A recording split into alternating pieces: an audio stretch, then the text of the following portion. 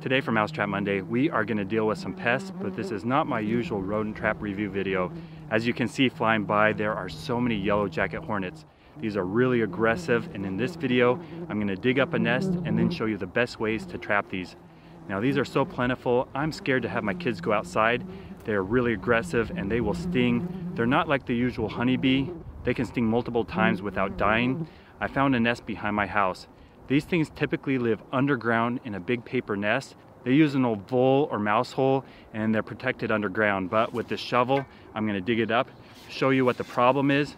Then we're gonna test out some traps. I'll show you how to build a really great homemade trap. We get a lot of yellow jackets in this video. To start with though, I'm gonna use the bee spray, spray the hole, then start digging it up. Even though it's really hot outside, I'm gonna be wearing thick clothes, a hoodie, glasses, gloves. Man, as you can see, these are everywhere.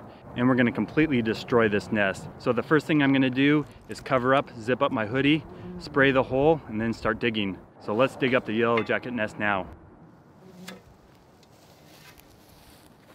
Here's the opening to the hornet's nest. The first thing I'm gonna do is spray bee spray down there.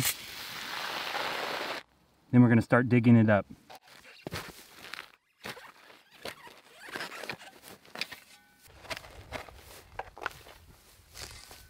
The hole's right there and they can come out now. We're getting close. They're really aggressive.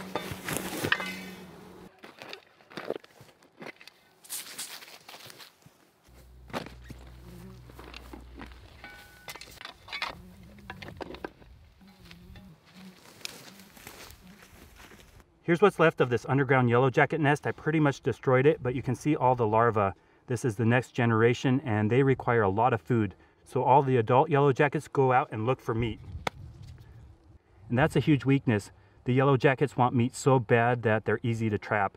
So not everyone's gonna wanna dig up a yellow jacket nest. I did get stung right there where the glove meets the sleeve. It's pretty dangerous. Luckily I'm not allergic, but there are easier ways to deal with yellow jackets. If you can't find and destroy the nest, the next best option is to trap the yellow jackets. This can be very effective at reducing numbers. I have two commercially available traps here, and this one is a homemade trap.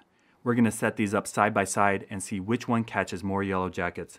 This one's made by Pick Pest Free Living. It's their yellow jacket and wasp trap. This one's called Y. It stands for wasps, hornets, and yellow jackets. And this one's a simple trap you can make out of items you have around the house. So let's get these set up. We'll start with the Pick trap. We'll take it out of the box.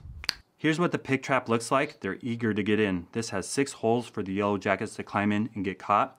The top comes off like this. Now you fill the bottom with sugar water, juice, and meat. That's how you bait it, and you just hang it for the yellow jackets to get caught. Here's the Y trap. It comes with attractant gel, has a funnel on top and bottom. We'll see how many get caught in there. And now we'll set up our homemade trap. This is so easy.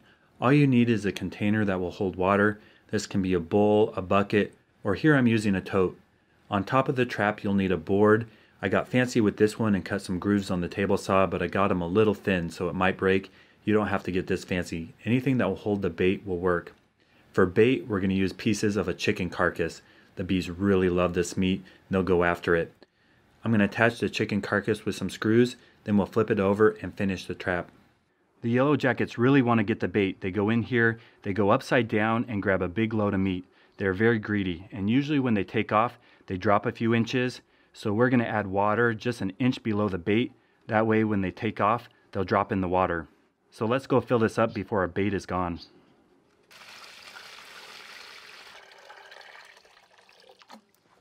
The last and really important part of this trap is to add some liquid dish soap. That acts as a surfactant and makes them so they can't swim on the water and they die more quickly.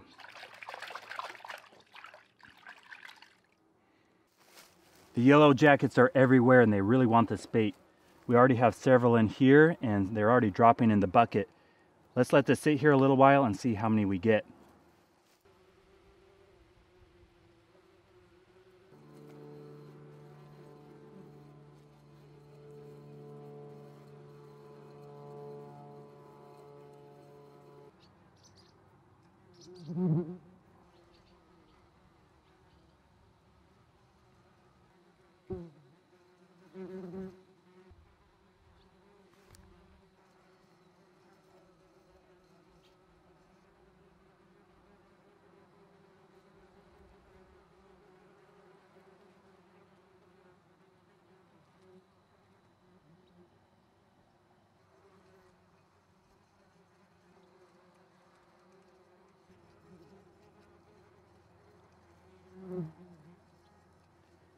It's been 3 hours since we set up these traps and we have some really good results.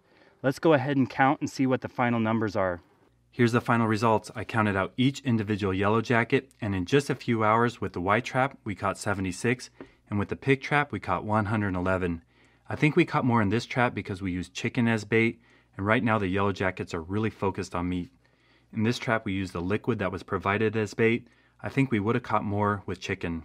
Both store-bought traps worked well, and I think they're good options for long-term maintenance, but if you need to reduce the population in a hurry, make a homemade trap with a container, liquid dish soap, some water, some meat, and a board. In our homemade trap, we caught 790 yellow jackets.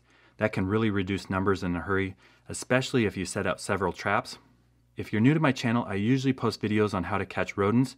I post between 4 and 5 rodent trap videos a week. So if you want to see how to catch mice, rats, squirrels, chipmunks, moles, voles, gophers, and occasionally yellow jackets, stay tuned.